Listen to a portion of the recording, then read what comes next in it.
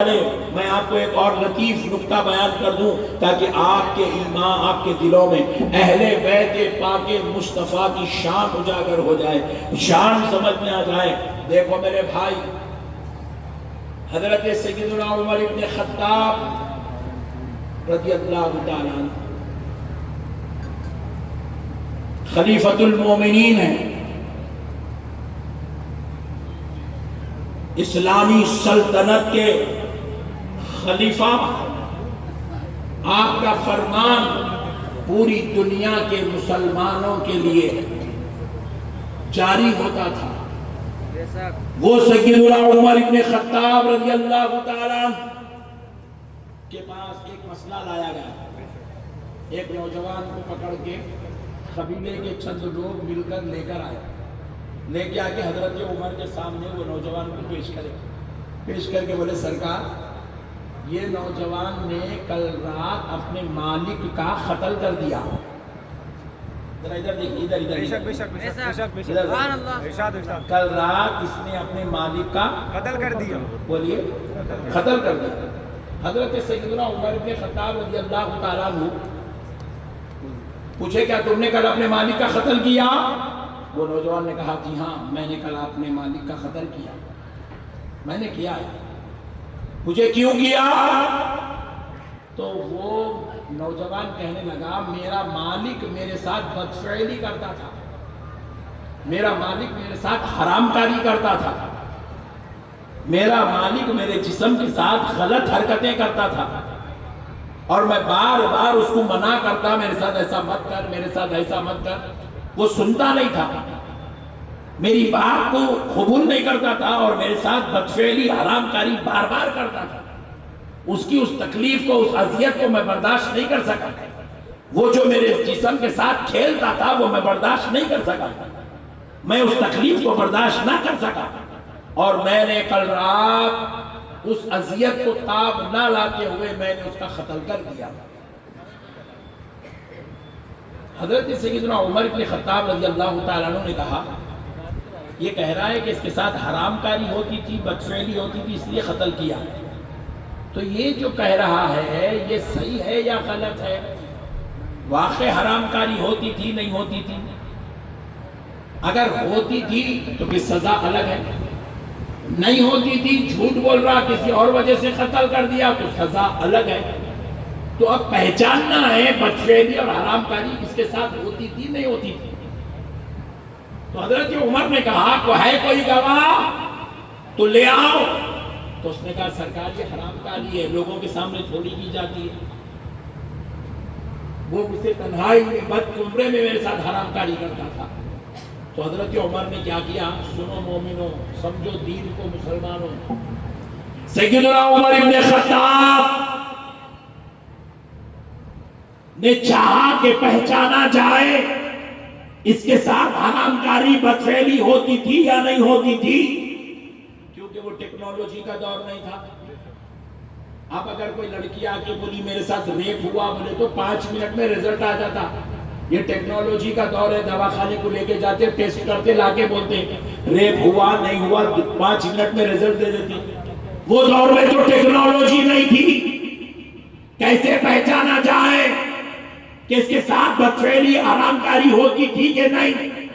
جب یہ مسئلہ پیچیدہ بنا، جب سزا مقرر کرنے کا وقت آیا اور تہ تک پہنچنا چاہتے تھے حضرت عمر، تو سنو مسلمانوں، اس وقت حضرت عمر نے چاہا کہ اس راز کے اوپر سے پردے اگر کوئی فاش کر سکتا ہے، اگر یہ چھپی ہوئی بات کو کوئی جان سکتا ہے، تو اس مدینے کی دھرتی پر سوائے علی المرتضیٰ کے کوئی اور نہیں ہے۔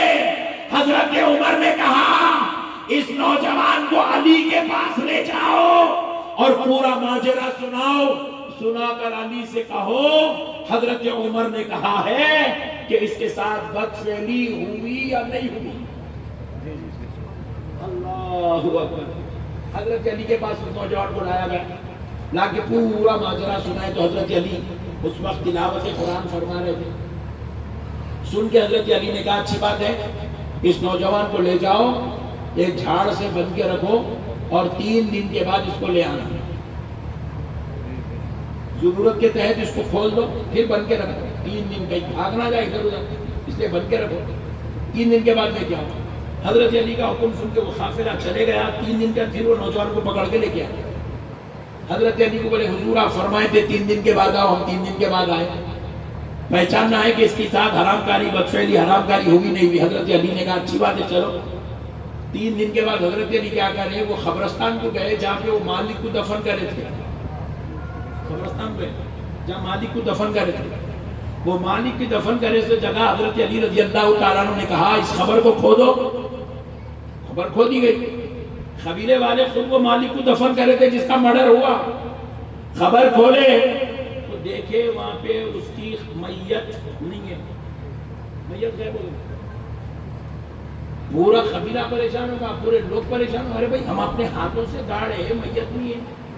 خالی خبر پڑی میں نے گیا کہاں تھا ٹینشن میں، اور اس کو 3 دن سے ہم بن کے رکھے ہوئے ہیں، انہیں بھی کچھ کرا نہیں. میت گئی کہاں؟ پریشانی کے عالم میں. حضرت علی نے کہا پریشان مت ہو، چلو واپس. آئے مدینہ منورہ حضرت عمر کے پاس. حضرت سیدنا علی المرتضیٰ نے کہا اے عمر اس نوجوان کے ساتھ بدفعلی ہوئی ہے، حرام کاری ہوئی ہے. تو حضرت عمر نے پوچھا علی یہ کیسے پہچانا گیا کہ اس کے ساتھ حرام کاری اور بدفعلی ہوئی؟ تو سیدنا علی المرتضیٰ نے کہا سنو عمر، اے لوگوں سنو، میرے مصطفیٰ نے مجھ سے ایک بار کہا تھا اگر کوئی شخص کوئی مرد کسی مرد کے ساتھ حرام کاری کرے گا، بدفعلی کرے گا، تو اس کا جنازہ 3 دن کے بعد اس کی خبر سے نکال کر لوٹیوں کی خبر میں منتقل کر دیا جائے گا. اس لیے مجھے وہ بات یاد تھی تو میں نے 3 دن کے بعد خبر کھدوائی، دیکھا کہ میت خبر میں ہے کہ نہیں ہے. خبر میں میت نہیں ہے تو میں نے پہچان لیا واقعی یہ لوٹی قوم کا تھا اور یہ بچے کے ساتھ بدفعلی اور حرام کاری کیا. پتا کیا چلا؟ بڑے بڑے اکابر صحابہ، شیخین کریمین، سید الصحابہ جیسی جلیل القدر ہستیوں کو جب کوئی مسئلہ درپیش ہوتا تو وہ بھی مسئلہ علی المرتضیٰ سے حل کروا لیا کرتے تھے. وہ بھی قوم کو علی کے پاس بھیجتے تھے جاؤ یہ مسئلے کا حل دنیا میں کہیں اور نہیں ہے تو وہ علی المرتضیٰ کے پاس ہے. اسی لیے تو میرے مصطفیٰ نے کہا تھا من کنت مولاہ فہذا علی مولاہ. پھر اس کے بعد نبی پاک نے کہا انا مدینۃ العلم وعلی بابھا، میں علم کا شہر ہوں، علی اس کا دروازہ. میرے پیارے بھائیوں، اہل بیت کوئی معمولی ہستیوں کا نام نہیں ہے، کوئی معمولی لوگوں کا نام نہیں ہے. یہ وہ عظیم المرتبت ہستیاں ہیں، یہ وہ بابرکت شخصیات ہیں جن کے ذکر کو بھی اللہ نے شان کا مالک بنا دیا. ایک حدیث شریف ہے جس کی سند میں یہ نام آئے ہیں. حضرت نبی پاک علیہ السلام نے فرمایا، حدیث ہے حضور کا قول ہے، حضور نے فرمایا، حضور سے حضرت علی نے روایت کیا، علی سے امام حسن نے روایت کیا، امام حسن سے امام حسین نے روایت کیا، امام حسین سے امام زین العابدین نے روایت کیا، امام زین العابدین سے امام باقر نے روایت کیا، امام باقر سے امام جعفر الصادق نے روایت کیا. امام جعفر الصادق کے بعد ایک راوی ہے وہ بیان کرتے ہیں کہ سنو اس حدیث میں جو سند آئی ہے کہ علی نبی سے علی نے روایت کیا، علی سے حسن نے، حسن سے حسین نے، حسین سے زین العابدین نے، زین العابدین سے باقر نے، باقر سے جعفر صادق نے. یہ اتنے مقدس نام ہیں، اگر ان ناموں کو پڑھ کر کسی دیوانے پر پھونک دیا جائے اللہ اس کو ہمیشہ کے لیے شفا عطا فرمائے. اللہ اس کا مجنون، اس کا دیوانہ پن ختم کر دے. ایسی بابرکت ہستیاں ہیں، ان کے ناموں میں بھی اللہ نے شفا رکھا ہے. ان کے ناموں میں شفا رکھا ہے، ناموں میں. اس لیے آپ غلام حسین ہیں، غلام اہل بیت ہے. اپنے بچوں کے نام حسن رکھو، اپنے بچوں کے نام حسین رکھو، اپنے بچوں کے نام فاطمہ رکھو، اپنے بچوں کے نام زینب رکھو، اپنے بچوں کے نام رقیہ رکھو، اپنے بچوں کے نام کلثوم رکھو، اپنے بچوں کے نام حمزہ رکھو، اپنے بچوں کے نام علی رکھو، اپنے بچوں کے نام مرتضیٰ رکھو. کیونکہ رب نے یہ ناموں کو بھی عظمت والا، شان والا بنایا ہے. خالی نام کے تعلق سے ایک روایت سنا تو آپ تعجب میں پڑ جائیں گے. سنو، دیکھو رسول اللہ صلی اللہ علیہ وسلم جب دنیا میں تشریف لائے، پھر اس کے بعد آپ کی دختر بھی دنیا میں آئی، آپ کے نواسے بھی دنیا میں آئے. حضور کے دنیا میں آنے سے پہلے 1,24,000 پیغمبر دنیا میں آئے. حضرت آدم سے لے کے حضرت عیسیٰ تک 1,24,000 پیغمبروں کے ماننے والے، ان کے چاہنے والے، ان کا کلمہ پڑھنے والے، ان کی شریعت کو فالو کرنے والے لاکھوں کروڑوں اربوں آئے. لیکن اللہ نے نبی اور نبی کے نواسوں کے نام کا انتظام ایسا کیا، وہ 1,24,000 پیغمبر، پھر ان کی امت کے اولیاء اور مومنین میں کسی کا نام بھی اللہ محمد رکھنے نہیں دیا. کسی کا نام بھی محمد رکھنے نہیں دیا.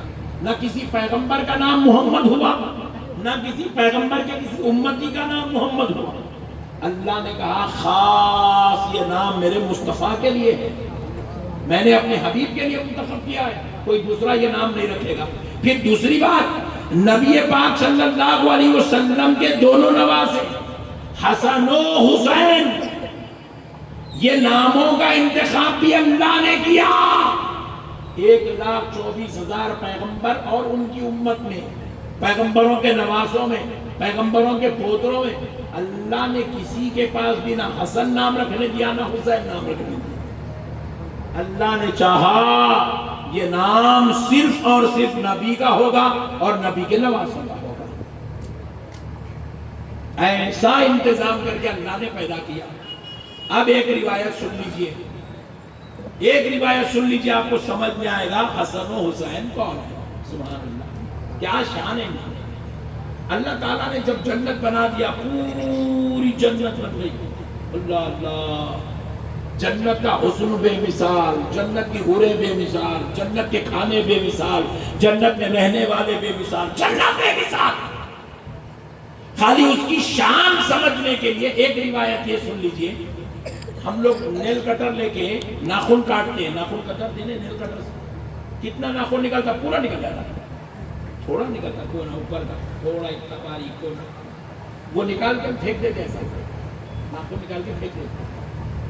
رسول اللہ ارشاد فرماتے ہیں جنت کی حور کا اتنا ناخن نکال کے اگر دنیا میں پھینک دیا جائے، جتنا ہم اپنا نیل کٹر سے نکالتے ہیں اتنا ناخن اگر دنیا میں پھینک دیا جائے جنت کی حور کا، حضور فرماتے ہیں چاند اور سورج کی روشنی پھیکی پڑ جائیں گی، حور کے ناخن کا نور ان چاندوں سورج کی روشنی پہ غالب آ جائے گا. سبحان اللہ، زور سے سبحان اللہ، سبحان اللہ، سبحان اللہ بولے تو حور ملتی، نہیں تو انہیں خاموش بیٹھا تھا ان کی لائٹ لے لیتی. حور ہونا نہیں ہونا بولو جی. خالی احسان بھائی کو ہونا کہتے آپ لوگ ہونا. حور ہونا ہے تو وہ کام بھی حور والے کرنا نہیں، نمازہ نہیں، طہارت نہیں، حلال کا نہیں، تزکیہ نہیں، مجاہدہ نہیں، ریاضت نہیں، تہجد نہیں، اوابین نہیں، ذکر نہیں. اس کا اللہ جنت میں جگہ دے دے، فرشتہ کھینچ کے مارتا ہے. ہاں کھینچ کے دیتا ہے فرشتہ، کھڑی گھیری پڑتی. بیٹا عمل کرو بولے تو نماز پڑھنے کو تیار نہیں ہے، طہارت سے رہنے تیار نہیں ہے، جورو بچوں سے لڑ کے دن گزارتا، رات گزارتا، ماں باپ کو چھوڑ کے زندگی گزارتا، ماں کی خدمت کرتا نہ باپ کی خدمت کرتا، پیسے اللہ دیا نہ حج کرتا نہ عمرہ کرتا، مظفر پور میں گھروں پہ گھراں زمینوں پہ زمینہ خریدتا جا رہا، حج کر رہا نہ عمرہ کر رہا. پھر اس کے بعد بولتا اے اللہ میرے کو جنت دے دے. جوتے مارتے جوتے فرشتے پکڑ کے، عمل کرے تو جنت ملتی. دیکھو کئی اتنے پیارے اچھے پیارے پیارے لوگ 60 سال کے ہو گئے، پوری داڑھی کلین شیو، مچھیاں بھی نکال کے بیٹھے پٹھے. اب فرشتے کو بولیں گے اس کو جنت دے تو بولا اتنے خطرناک آدمی کو جنت کیسا دے گا؟ یہ تو کائنات کا سب سے ڈینجر پیس دکھ رہا ہے. نہیں، جنت میں جانا ہے تو جنتی چہرے بنانا پڑتا، جنت میں جانا ہے تو جنتی حلیہ بنانا پڑتا، جنت میں جانا ہے تو جنتی کردار اختیار کرنا پڑتا، جنت کی حور ہونا حور. اچھا معلوم ہے اب جیسے میں بیٹھے ہوا ہوں، یہ کرسی کے پیچھے کون سا کپڑا ہے آپ کو نہیں دکھ رہا؟ دکھ رہا؟ بولو نہیں، ہر طرف سے بولو نہیں دکھ رہا. کیوں نہیں دکھ رہا؟ ہمارا جسم جس میں کثیف ہے، ہم ٹھہر گئے تو پیچھے کی چیز نہیں دکھتی، مگر حور لطیف ہے. حور ٹھہرنے کے بعد بھی حور کے پیچھے کیا ہے دکھیں گا. حور ٹرانسپرنٹ ہے، ٹرانسپرنٹ آئینے کی جیسی. نئی بات سمجھیں، حدیث شریف میں ہے حور کے پیر کی نلیوں میں جو گود ہے نہیں، وہ گود بھی نظر آتا کرتی. اللہ کتنی ٹرانسپرنٹ ہے وہ. انہیں ملنا بولے تو یا اس کو ٹرانسپرنٹ رکھنا پڑتا، دل کو پاک رکھنا. اس میں غیر عورت کی محبت نہیں آنا، حرام کے مال کی محبت نہیں آنا، اس کے اندر ہیرونیوں کی محبت نہیں آنا، اس کے اندر جوئے کی محبت نہیں آنا، شراب کی محبت نہیں آنا، زنا کی محبت نہیں آنا. یہ دل پاک رہا تو وہ حور ملتی.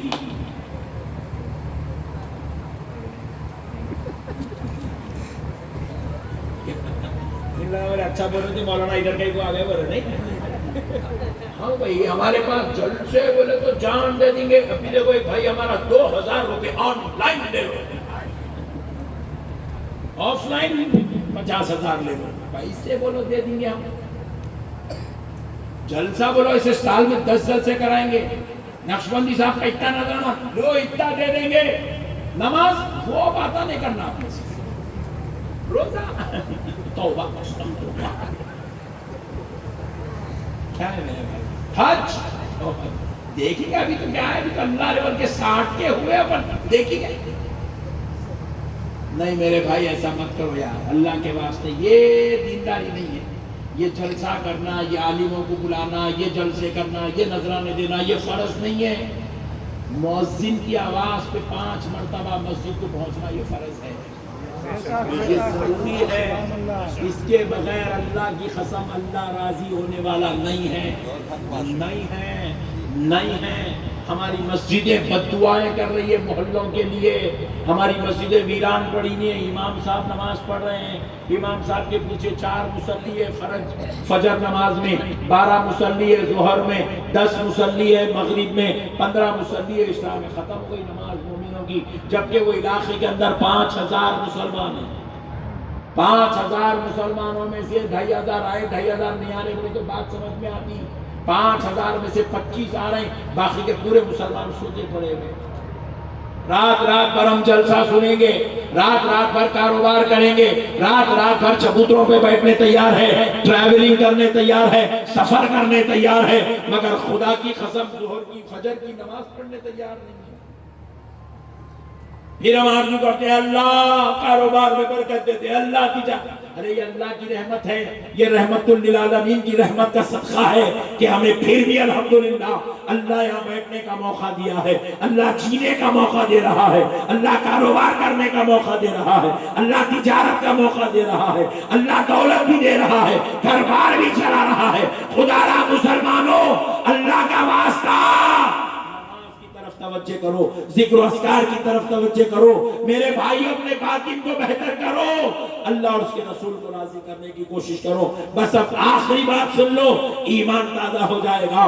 کربلا کے میدان سے ہمیں کیا درس لینا چاہیے، ہمیں کیا سبق لینا چاہیے، بس اب آخری ایک پیغام سنا دیتا ہوں، اس کے بعد بات ختم کرتا ہوں۔ سنو میرے بھائی، میدان کربلا میں حضرت امام حسین کے ساتھ جو بابرکت ہستیاں اور شخصیات کربلا کے لیے تشریف لے گئی تھی کربلا کی طرف، ان میں حضرت ام البنین رضی اللہ تعالی عنہا، یہ کون ہے؟ حضرت علی کی زوجہ سیدہ فاطمہ الزہرا جب دنیا سے رخصت ہو گئی، پردہ فرمائی، تو اس کے بعد حضرت علی نے دوسرا نکاح کیا تھا، وہ حضرت ام البنین سے کیا تھا۔ کیا نام تھا ان کا، ذرا بولیے؟ حضرت نہیں، یہ نامہ یاد نہ رہتے ہمارے بھائی میں، کون ہوئی ہوئی نا، کئی لوگ تو پہلی بار سن رہے ہیں زندگی میں، نہیں؟ حضرت ام البنین حضرت علی کی زوجہ، حضرت فاطمہ کے بعد حضرت ام البنین سے نکاح کیے۔ ایک شان بیان کر دیتا ہوں، انشاءاللہ ایمان تازہ ہو جائے گا۔ دیکھیے، اب ہم لوگ اس میں سے جتنے بھی شادی شدہ ہیں، ہم لوگ پورے، ہم لوگ اب دوسری شادی کرنا چاہے تو کر سکتے ہیں، نہیں کر سکتے؟ ارے بولو جی، حیبت کے کھارے نہیں دیکھ رہے تمہارے بیگم، بولو کر سکتے ہیں؟ کر سکتے، بولو نا۔ ہاں، احسان بھائی بھی کر سکتے ہیں، دوسری شادی کر سکتے ہیں۔ ایک صاحب بولے مولانا دوسری شادی کرنا تو بیگم کی پرمیشن لینا، اولا ہو گیا، خبر میں گئی بھی تو پرمیشن نہیں لیتی بیگم۔ بیگم سے اجازت لینا شریعت کا کوئی رول، کوئی اصول نہیں ہے۔ دوسری شادی کرنا دل بولا خاموش کر لینا، پوچھنا پوچھانے کی ضرورت، بولو جی کہیں کہہ لیں گے صحیح بھی جا کے مسئلہ سمجھا رہا ہوں دین کا، خالی علم کے لیے کاروبار کے نہیں بنو، سبحان اللہ، کہیں شروع ہو جائیں گے پٹھے کل سے۔ تو دوسری شادی کر سکتے، شریعت میں بیوی سے اجازت لینا کوئی ایسا اصول نہیں ہے، کر سکتے، مگر حضرت علی کو پیارے مصطفیٰ نے کہا علی جب تک میری بیٹی فاطمہ بقید حیات ہے آپ دوسرا نکاح نہیں کرنا۔ اللہ اکبر، علی آپ نہیں کرنا، کیونکہ میرے علی اگر آپ دوسرا نکاح کریں گے نا میری بیٹی کو تکلیف ہوگی، اور وہ تکلیف اللہ کو گوارا ہے نا رسول اللہ کو گوارا۔ اللہ اللہ، حضرت علی بھی نہیں کرتے تھے، مگر یہ مسئلہ اس لیے بولا گیا تاکہ لوگوں کو حضرت فاطمہ کی شان معلوم ہو، حضرت فاطمہ کا مقام معلوم ہو۔ ان کو تکلیف دینا اللہ کو بھی گوارا نہیں ہے، رسول کو بھی گوارا۔ تو حضرت امام حسین کی گردن کاٹی گئی، ان کے شہزادوں کے گلے کاٹے گئے، تو کتنی تکلیف ہوئی حضرت فاطمہ۔ اور ویسے گلے کاٹنے والوں کو یہ بازو والے چنی چور ان کو بول رہے ہیں امیر المومنین یزید رحمت اللہ تعالی علیہ، اللہ کی لعنت ہو تیرے اوپر، وہ تیرے یزید کے اوپر۔ بدبخت ہے تو حضرت غریب نواز کو رحمت اللہ علیہ نہیں بول رہا، غوث پاک کو رحمت اللہ علیہ نہیں بول رہا، امام اعظم ابو حنیفہ کو نہیں مان رہا، امام شافعی، امام مالک، امام حنبل کو نہیں مان رہا، اور وہ جہنمی کتا اس کو رحمت اللہ علیہ بولتا۔ مسئلہ کو سمجھو مسلمانوں، یہ بازو والے بڑے مکار ہیں، فتین ہیں، بدخسرت، بدمزاج، ان کا کام صرف دین کے اندر بگاڑ اور فتنے پیدا کرنا، مسلمانوں کے عقیدوں کو تباہ اور تاراج ہلاک کو برباد کرنا، مسلمانوں کے اندر فتنے پیدا کرنا، جس کو پوری دنیا گمراہ کہتی رہی، کافر کہتی رہی، لعنتی کہتی رہی، مردود کہتی رہی، ابلیس نما کہتی رہی، بدعقیدہ، بدمزاج، بدخسرت، ذلیل اور رذیل کہتی رہی، یہ بازو والے بے وقوف اس کو رحمت اللہ علیہ بول رہے ہیں، اس کو امیر المومنین بول رہے ہیں۔ پیارو مسئلوں کو سمجھو۔ تو ہوا کیا، حضرت علی کی زوجہ حضرت ام البنین اور ان کے 4 بیٹے، کتنے؟ پہلے بیٹے حضرت عباس علم بردار، یہ حضرت عباس کون ہے؟ حضرت علی کے بیٹے، حضرت امام حسین اور حضرت عباس کے والد ایک ہے حضرت علی، والدہ الگ ہے، حضرت فاطمہ حسین کی والدہ ہے، حضرت ام البنین عباس کی والدہ ہے، مگر والد دونوں کے ایک ہیں۔ اب سنو، حضرت علی کے 4 بیٹے، پہلے بیٹے کا نام عباس علمبردار، دوسرے بیٹے کا نام ابو بکر، تیسرے بیٹے کا نام عمر، چوتھے بیٹے کا نام عثمان۔ یہ 3 نامہ حضرت علی خود اپنے بچوں کے رکھے، کیونکہ حضرت علی جانتے تھے قیامت کے قریب ایک فتنہ پھیلے گا کہ میری محبت میں ابو بکر و عمر کو لوگ گالیاں دیں گے، میری محبت میں لوگ ابو بکر و عمر کا بغض دل میں پالیں گے، میری محبت میں حضرت عثمان کے ساتھ بغاوت کریں گے، اسی لیے حضرت علی نے اپنے بچوں کے 3 نام رکھ کے دنیا کو بتا دیا، دنیا والوں تم مجھ سے محبت کرتے ہو اور میں ابو بکر و عمر اور عثمان سے محبت کرتا ہوں، اس لیے میں ان کے نام اپنے بچوں کے نام رکھ رہا ہوں۔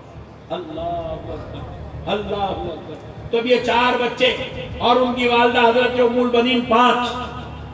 میدان کربلا میں جو کربلا کے میدان کا اور معرکے کا جو سانحہ پیش آیا، اس کا کمانڈر ان چیف یزیدیوں کی طرف سے ایک بدبخت، بد مزاج، بد خصلت، بد جنور، اس کا نام تھا ابن زیاد، عبداللہ ابن زیاد،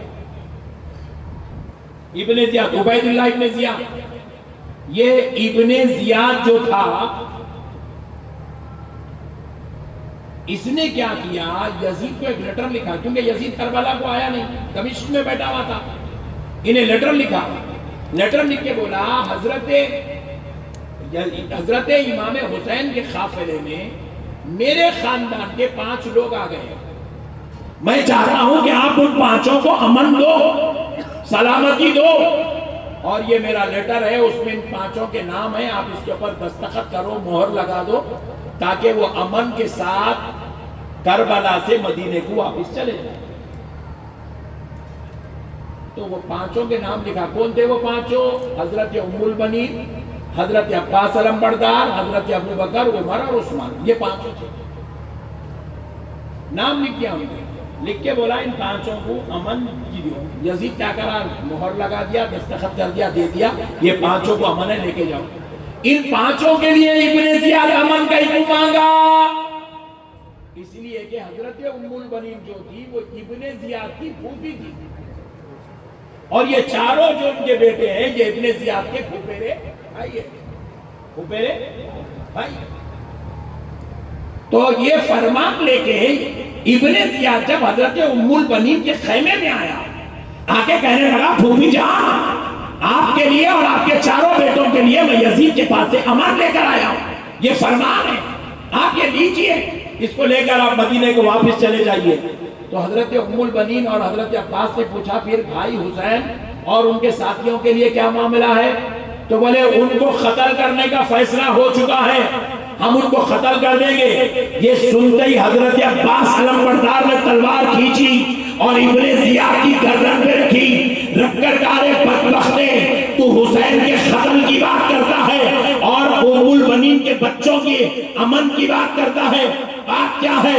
ان کو قتل اور ہم کو امن، تو نے ایسا کیوں کیا؟